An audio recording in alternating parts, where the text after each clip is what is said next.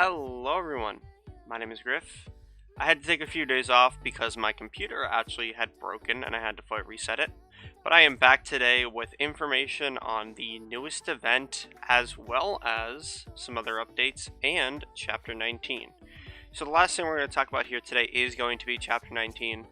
Some of you might have clicked on the video to watch this Chapter 19 stuff, so you can jump straight to that. But I do want to talk about a few other things first, and Chapter 19 is the most spoilery one, so we'll talk about that at the end. Firstly, let's just go over some of these updates. There is a change of description with a new skill. I've not read this. Okay. So apparently people got sent 120 Wormite due to an issue with Galaxy's skill and Galamim's skill. Interesting. And then as we continue up here, Astral Rage is starting soon. The Legend difficulty of Aha and Atoho will come on the 28th. I haven't even done Cielo's Wrath yet because I had a lot of trouble at the fight at the start and then I kind of put it off and then things got away from me. So hopefully we'll be able to do that one and go back and do Cielo's Wrath afterward, hopefully. But going into the two big things of this day, this news cycle, is the new event Children of Yggdrasil. I believe that's the Tree of Life from, I don't know which legend, but it is considered the Tree of Life. And it says the Children of Yggdrasil will start on the 28th. During this limited time invasion event, defeat as many enemies as possible for times enough to earn points. You'll earn rewards such as Wormites, weapon skins, and more. To make sure to check it out. So they do say here, and if we go to the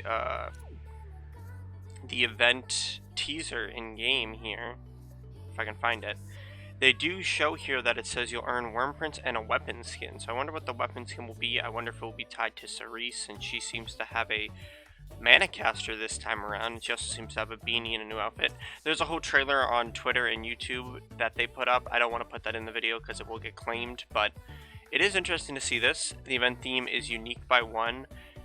By clearing various quests, you'll earn rewards such as worm prints and materials. You must face a huge number of enemies during the invasion quest that only increase as time goes on. Defeat as many as possible and put a stop to these menacing fiends. Invasion quests on standard and difficulty feature a special club system that does not require the player to create rooms to play together. Simply choose your desired difficulty and team and you'll be automatically matched with other players. Interesting. So this is like a brand new type of event. And it's really cool to see some things like this. These quests will be played in either solo or co-op play, and the focus will be on defeating as many enemies as possible within the allotted times. You'll have to use skills and shapeshifting as to stand fast against the ever-increasing tides of enemies, but also note that some enemies have special characteristics. This time they'll be weak to long-ranged attacks. Does that mean long-range mana casters, or does that mean anyone with range? If this does mean long-range mana casters, this means Cerise will probably be a long-range mana caster. So I wonder what element she'll be, because I could see her being a lot of different elements. I'm hoping that she's not fire or light, because fire and light we already have two of mana casters in each. We actually have 3 light mana casters right now, so I would prefer if she was something like a water or a wind. Oh, I guess we do have 2 wind too, so I would really prefer water or shadow. Actually, we have 2 water, don't we? No, is there only Lapis? There might only be, I don't know off the top of my head, but it would be cool to see some other elements of mana casters, especially Shadow, because I know there's only one Shadow mana caster, and it is a Gala unit, so that'd be cool. But I don't really see her being Shadow in this case, but you never know. These quests don't have any defeat conditions, and the amount of requests you earn depend on the number of enemies you defeat, so focus on taking down as many enemies as you can as quickly as possible. Obtain enigmatic vouchers from daily endeavors and use them to take on solo play exclusive quests that feature only enemies for whose reward a large number of points when defeated. Interesting. So kind of back to the same style that they had with the last event, where it's you get a token each day and you play a special quest that gives you more points.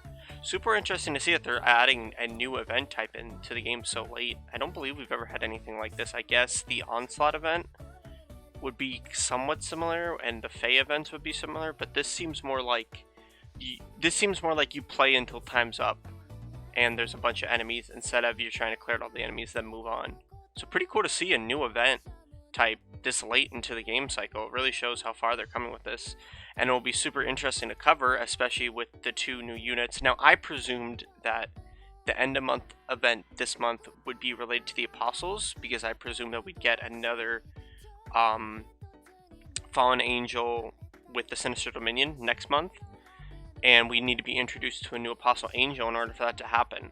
Now, that can still happen later in the month. Maybe it will happen mid-month next month, so be looking out for that. But it's interesting to see that they went straight to this. I presumed that Phoebus Tobias would be part of that event, and I presumed that Phoebus Tobias would be on the gala with the gala adventure this month, which we'll talk about soon.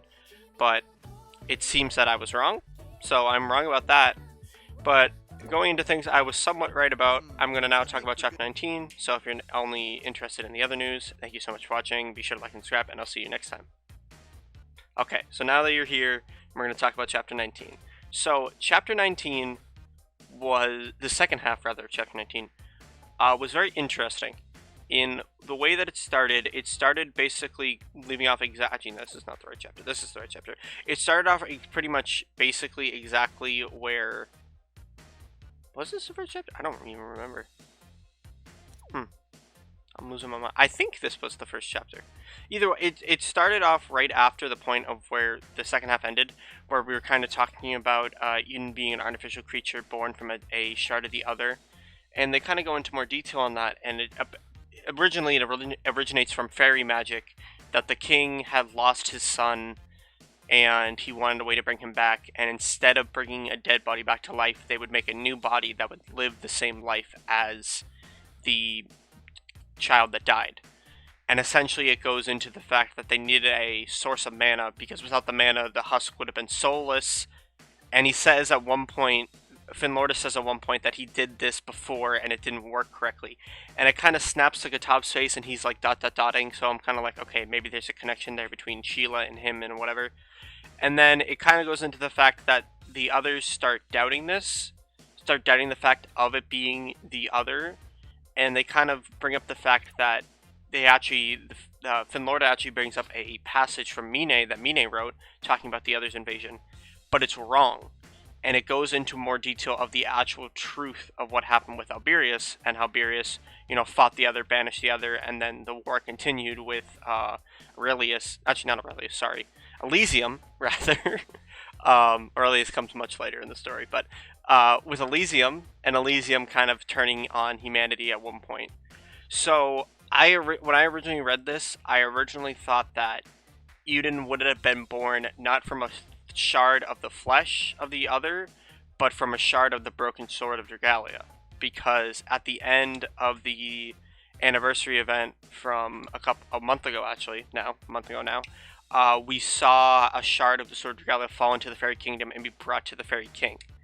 And the story that they tell about this piece of flesh of the other is that it fell from the sky when Alberius used the blood casket to seal Morsayati, which we know didn't happen in the way that he's thinking it did. So it's cool to see that they're kind of building up to the point of, Eden being blessed with the other, because they kind of tap into it. He said, Finlorda kind of brings up the fact that he doesn't know why Eden can have so many different packs. He doesn't know why. He kind of understands why he could have a pack, but for him to have so many packs, it doesn't really make sense. So they kind of tap into that. And at the end of this part, I believe, Shell goes away and talks to Finlorda after actually, I believe it's in this part here. Shell goes away and talks to Finlorda about, actually, before that actually happens, we then cut to Gatab and Finlorda, and Gatab thanks him for helping Uden, and then they actually do confirm that Sheila was a body that was killed, that is missing her soul. And Finlorda goes, hey, why don't you try to go get the Dawn Shard? It's possible that it could restore her to her former glory. And he's like, oh, I'm too old for that now. I want to watch over the prince. I need to do the things that I need to do with my family, because last time I tried to do something, it led to ruin, kind of thing. Which is pretty cool. It's cool to see his sentiment. It's cool to see how he kind of has this connection to Aurelius, rather, and the two of them have this bond that has lasted this long even after Aurelius has passed. But it cuts to Shell coming in and asking for assistance with the fairy's help. And then we kind of cut to this point here where Uden's in the forest kind of contemplating to himself what he should do. He gets attacked by androids, and Senna and Not Come, they all give him this little prep talk. And they fight off the androids. We get some more android fighting until we get to this point. At this point, they're about to be overrun, And of all things, Mascula, that's right, Mascula with his own body, with looking to be wielding a blade, comes out and cuts all the androids down. And it goes over the fact that Shell had been researching his body and found a way to ignite the heart in Laxi's body to restore the circuits using fairy magic so that he could remote control his body for a short time while they were in this brawl. And I'm going to just be honest, he's going to be the Gala unit at the end of this month. It's a little disappointing when they introduce a character and say, oh, this character's now part of an ally, you know, this character's now our friend, and then we have to wait for the Gala. It happened with Leaf. Kind of happened with Mim, but I wasn't really paying much attention when that happened the first time, but it definitely happened with Leaf, and that's probably the most egregious example in my mind. This one's pretty bad too, but yeah. So then they decide that they are going to scale the tree because Yun at one point gets a letter from his father talking about how, oh, if you're here, I'm dead, and I need you to go get the Dawn Shard and go to the top of the sacred tree because I hid memories there for you. So he's like, okay, I'm going to go up. They go up, they encounter Tartarus. You know, Tartarus fights them. Tartarus basically says that, you know, Yun's nothing but a husk and a doll, and Cleo's stupid for following him. Kind of whole thing, shtick, whatever. We then jump to the end of the chapter where we kind of have this retroflective on all the characters thinking to themselves what they're going to do. And we kind of have this point where Jin Lorda, who is the son of Finn Lorda, is scaling up the tree with Nedrick and Zethia and Balix. And we have the crew making their way to the tree, and Gatov's with them. And Finn Lorda's in town defending against attacks and trying to calm the fairy villagers. And it's kind of all setting up to this climax at the top of the sacred tree for chapter 20. So I do think a lot will happen in chapter 20, and I do think that we will kind of get the resolution to this arc, much as we got a resolution to the arc in chapter 10. I do think that we might see some transformations, some things going forward in chapter 20, but that's all the next month coming up and the next 2 months coming up. But all in all, I did like this chapter.